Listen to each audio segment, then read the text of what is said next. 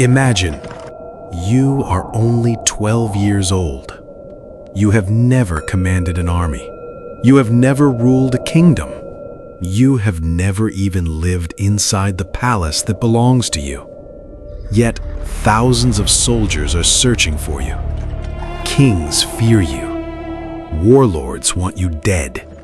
Entire armies are marching across the Himalayas because of one child.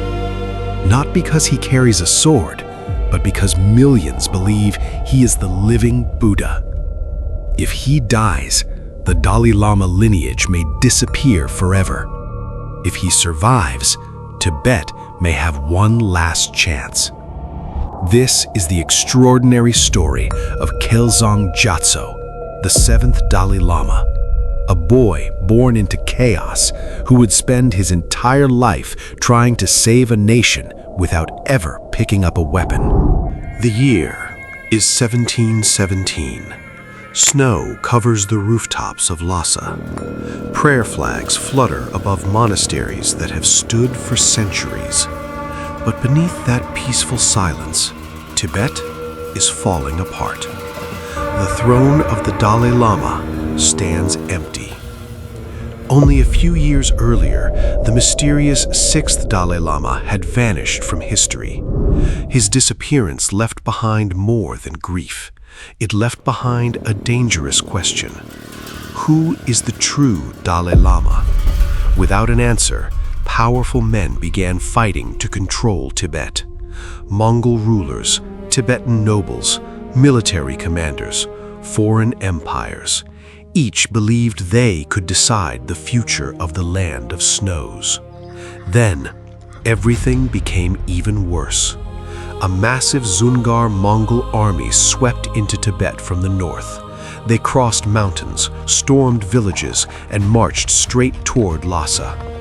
The city that had long been protected by faith was suddenly surrounded by war. Temples were looted, homes burned. Blood stained the streets around the Jokang temple. The ruler Lhasa Khan was killed.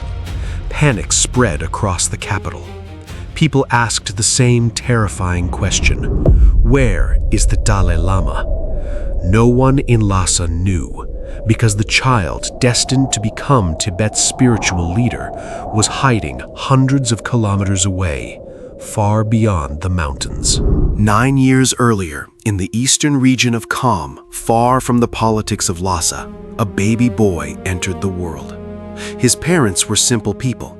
They could never have imagined their son would one day change Tibetan history. According to Tibetan tradition, strange things happened the day he was born. The sky was unusually clear. Rainbows appeared above the valley. The harvest that year was unusually abundant. Local monks whispered that these were not ordinary events. To them, they were signs. Across Tibet, people were desperately praying for the return of the Dalai Lama. Now, those prayers seemed to have an answer. The child was given the name Kelzang Gyatso. But stories alone could never convince an entire nation. Senior lamas began investigating the child. They observed him closely. They questioned him. They watched his behavior. One by one, they became convinced. This wasn't simply another gifted child. He was the true reincarnation of the 6th Dalai Lama.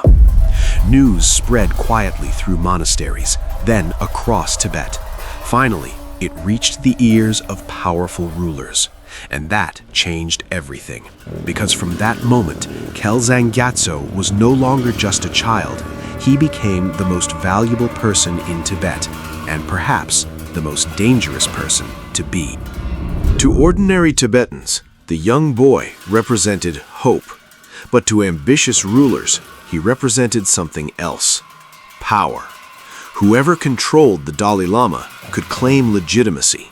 Whoever controlled the Dalai Lama could influence Tibet itself.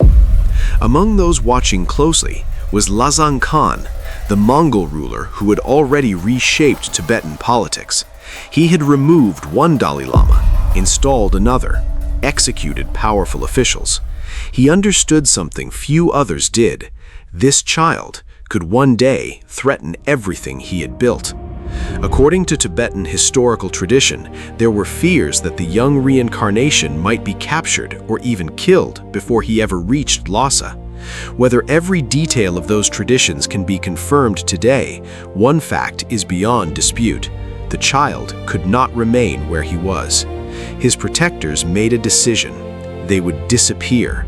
Not forever, just long enough to keep hope alive. Under heavy protection, Kelzang Gyatso was quietly taken away from his birthplace, far from political intrigue, far from assassins, far from the armies searching for him. His destination was Kumbum Monastery, one of the greatest centers of Buddhist learning in the Tibetan world. There, the future Dalai Lama would begin preparing for a life he had never chosen.